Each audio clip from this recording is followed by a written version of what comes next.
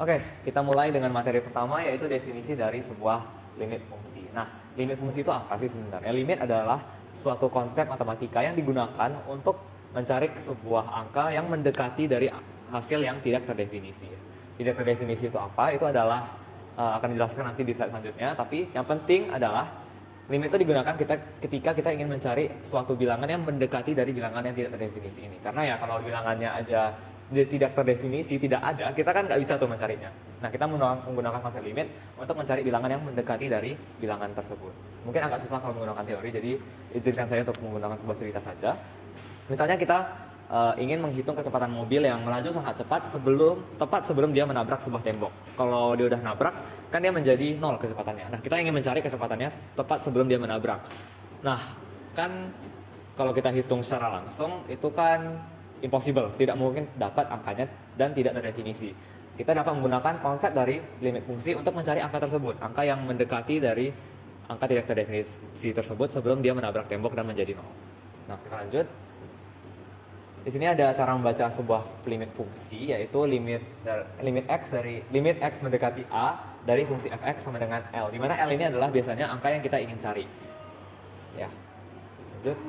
Nah, kita coba masuk ke contoh soal biar lebih memahami konsep ini. Misalkan nilai fungsi fx sama dengan x kuadrat min 4 per x min 2 ketika x sama dengan 2. Nah, kalau kita substitusikan dan masukkan 2, hasilnya pasti akan tidak terdefinisi. Kenapa? Karena akan mendapatkan hasil 0 per 0. Semua angka yang dibagi dengan 0, hasilnya pasti tidak terdefinisi. Misalnya 1 per 0, 2 per 0. Jika kalian masukkan ke dalam kalkulator, itu pasti tidak akan keluar angkanya. Kenapa? Karena itu adalah angka yang tidak terdefinisi. Maka dari itu, gimana cara kita mencari angka tersebut? Kita akan menggunakan konsep dari limit fungsi.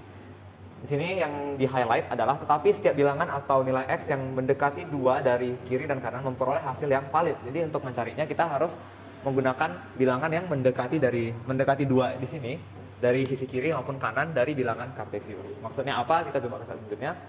Misalnya kalau dari angka 2, sebelah kirinya yang mendekati adalah 1,99, 1,99, 1,9 dan seterusnya. Sedangkan dari kanan ada 2,01, 2,01, 2,1 dan seterusnya. Nah, ini kan angka-angkanya itu bukan 2 tetapi mendekati 2. Nah, kita dapat menggunakan angka-angka tersebut, salah satu dari 6 ini, untuk kita masukkan ke fungsi awal tadi. Nah, jika kita masukkan, kita akan mendapatkan hasil akhir yang mendekati dari tidak terdefinisi ini. Jadi kalau kita masukkan 1,99 misalnya, kita akan mendapatkan 3,999 yang mendekati 4. Di sini, misalnya kita menggunakan konsep lain. Kita x kuadrat min 4-nya kita keluarkan, kita mendapatkan x min 2, x plus 2 kita coret. Jika kita substitusikan 2 lagi, kita akan mendapatkan 4. Nah, tepat sama dengan konsep tabel tadi, di mana hasilnya adalah mendekati dari 4. Jadi sebenarnya doesn't matter kita pakai cara apa, ya semuanya yang penting kita dapat menggunakan konsep dari limit. Berikut saya tampilkan beberapa sifat-sifat limit, ada 8 yang sangat berguna untuk mendapatkan hasil akhir dari limit fungsi. Lanjut ke contoh soalnya. Limit fungsi x kuadrat dikurang 3x tambah 2 dengan x mendekati 1. Jadi pertama-tama kita substitusikan nilai x menjadi 1. Jadi 1 kuadrat dikurang 3 kali 1 ditambah 2, hasilnya adalah 1 dikurang 3 tambah 2. Jadi hasilnya adalah 0. Jadi dapat disimpulkan bahwa nilai limit hasil fungsinya adalah 0. Halo semuanya, jadi di sini ada soal limit dan saya akan mengerjakannya. Sebelumnya, mari kita mengerjakannya dan menggunakan metode substitusi. Jika kita substitusikan persamaan ini, maka kita akan mendapatkan 2 kuadrat tambah 3 kali 2 kurang 10 per 2 kurang 2, menghasilkan 0 per 0. Atau ini adalah bentuk tak tentu atau tidak terdefinisi. Jadi, karena tidak terdefinisi, kita menggunakan metode lain yaitu pemfaktoran. Tujuan dari metode pemfaktoran ini adalah untuk menghilangkan pembuat nolnya.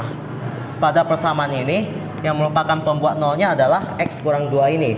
Jadi kita akan menghilangkan x kurang 2 ini dengan cara memecah persamaan x kuadrat ditambah 3x kurang 10 ini menjadi x kurang 2, dan x kurang 2 dikali berapa menghasilkan x kuadrat tambah 3x kurang 10, yaitu x ditambah 5 per x kurang 2.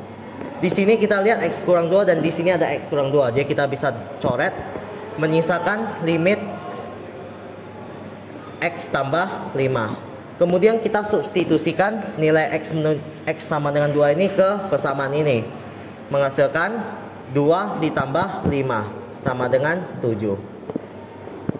Sekian, terima kasih. Nah, kita bisa pakai akar sekawan untuk mengerjakan soal yang berikut ini. Jadinya itu limit X menuju 0 dari akar X kuadrat min 3X tambah 1 dikurang dengan akar X kuadrat tambah 4X tambah 1 per 2X. Nah, kita kaliin dengan akar sekawannya. Jadinya X kuadrat min 3X tambah 1 ditambah dengan X kuadrat tambah 4X tambah 1 per X kuadrat min 3X tambah 1 ditambah dengan akar X kuadrat tambah 4X tambah 1. Nah, kita pakai operasi aljabar kalian dua suku. Jadinya itu limit X menuju 0. Nah, kita kalikan yang akar ini dengan akar ini, jadinya X kuadrat min 3X tambah 1, akarnya hilang. Kemudian yang ini kita kalikan dengan ini, kan bentuknya positif. Positif kalikan dengan ini. Terus yang ini kita kalikan dengan ini, kan bentuknya jadi negatif. Nanti jadi hilang, jadi 0. Nah, jadi kita langsung aja kaliin ini dengan ini, bakal menghasilkan hasil minus X kuadrat tambah 4X tambah 1, akarnya hilang. Per 2X dikali dengan akar X kuadrat min 3X tambah 1 ditambah dengan akar X kuadrat tambah 4X tambah 1. Nah, kita udah dapat bentuk kayak gini. Nah, kita bisa langsung menggunakan operasi aljabar untuk menghilangkan X kuadrat sama satunya. Jadinya itu kan X kuadrat min X kuadrat jadi 0. Kemudian 1 dikurang 1 jadi 0. Kemudian ini 4X nya jadi min 4X, min kali positif jadi min. Jadinya itu min 7X per 2X dikali dengan akar X kuadrat min 3X tambah 1 ditambah dengan akar X kuadrat tambah 4X tambah 1. Nah, setelah kita dapat bentuk kayak gini, kita bisa langsung coret X nya, jadinya hilang. Nah, kita tersisa bentuk limit X menuju 0 dari min 7 per 2 dikali dengan akar X kuadrat min 3X tambah 1 ditambah dengan akar X kuadrat tambah 4X tambah 1. Nah, kalau bentuknya udah sederhana seperti ini, kita bisa langsung substitusikan X nya yaitu 0. Jadinya min 7 per 2. Nah, kita masuk ini, kalau jadi 0 kan tersisa akar 1. Jadinya kali dengan akar 1 tambah ini juga kalau masih jadi 0, jadinya sisa akar 1.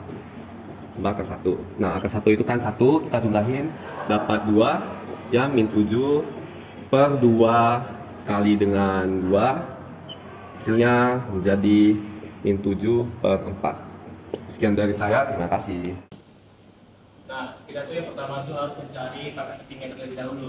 Pada soal ini pangkat tertingginya merupakan X pangkat 3, yang berarti kita tuh harus mengalihkannya dengan separ X pangkat 3 dibagi separ X pangkat 3. Nah, karena sudah menemukan pangkat tertingginya, kita tinggal memasukkan saja nilai yang pangkat tertingginya, berarti limit n menuju tak hingga, berarti 8X pangkat 3 dibagi X pangkat 3 dikurang 4X pangkat 2 dikurang X pangkat 3 ditambah 2X per X pangkat 3 dikurang 1 per X pangkat 3 dibagi dengan min 2X pangkat 3 per X pangkat 3 ditambah X pangkat 2 per X pangkat 3 min 5X per X pangkat 3 dan plus 3 dibagi X pangkat 3.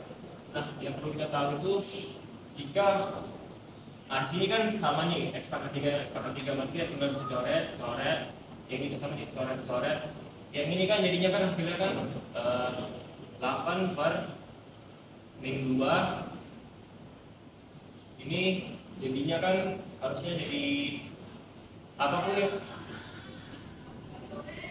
Harusnya kan hasilnya jadinya 4 per X. Nah, jika kita masukkan nilai limit ini ke X, berarti kan jadinya kan per 0. Apapun yang dibagikan dengan tak hingga ini adalah 0. Berarti ini jadi 8 kurang 0, yang ini juga jadinya tambah 0, ini jadinya 0. Yang ini berarti juga jadi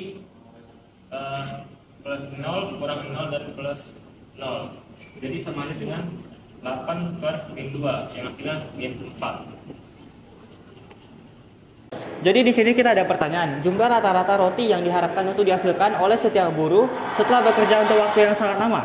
Nah, yang diketahui itu RH. Fungsi RH itu sama dengan 200H dibagi H ditambah 10.